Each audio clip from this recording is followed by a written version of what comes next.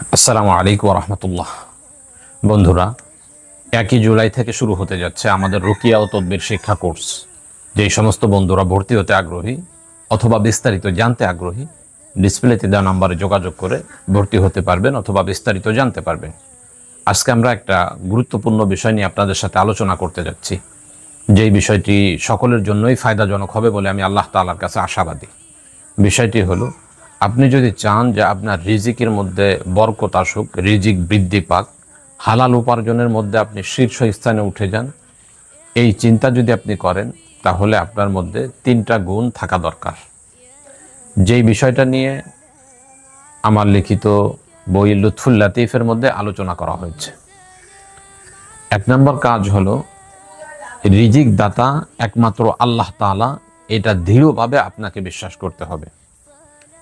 কারো হাতে আপনার রিজিক আছে বলে কখনো কল্পনাতেও আনা যাবে না, 1 নম্বর কাজ। 2 নম্বর কাজ হলো, 2 রাকাত নফল নামাজ ইখলাসের সাথে আদায় করে আল্লাহ তাআলার কাছে এই দৃঢ় সংকল্প করতে হবে যে কখনোই আমি একটা হারাম রিজিক গ্রহণ করব না। 2 নম্বর কাজ। 3 নম্বর কাজ হলো, রিজিক বৃদ্ধির জন্য যেই কাজটা আপনার করতে হবে সেটা হলো, আপনার কাছে অল্প হোক বা বেশি হোক, আপনি যেই কাজটা শুরু করেছেন রিজিকের জন্য, তার থেকে যেই পরিমাণে টাকা আপনার কাছে আসবে, সর্বপ্রথম সেই টাকা থেকে আল্লাহর রাস্তায় কিছু না কিছু দান করতে হবে, অথবা এই টাকাটা আপনার নিজের কাজে ব্যবহার করবেন।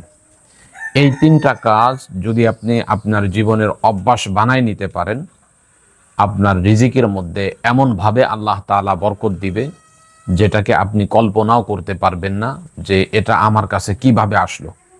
বাস্তবতা হলো, এই বিষয়টা আপনার কাছে, রিজিকের বিষয়টা তখন আপনার কাছে স্বপ্নের মতো মনে হবে। যেমন স্বপ্নে আমরা এক দেশ থেকে আরেক দেশে চলে যাই, হঠাৎ করে বহু কিছু পেয়ে যাই।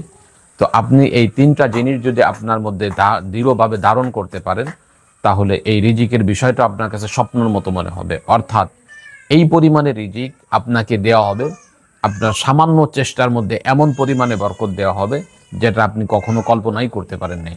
অতএব যেই সমস্ত বন্ধুরা রিজিকের ব্যাপারে পেরেশানির মধ্যে আছেন, সমস্যার মধ্যে আছেন, আমি বলি এই 3টা কাজ আপনি করেন, আশা করা যায় রিজিকের সমস্যাগুলো চলে যাবে ইনশাআল্লাহ।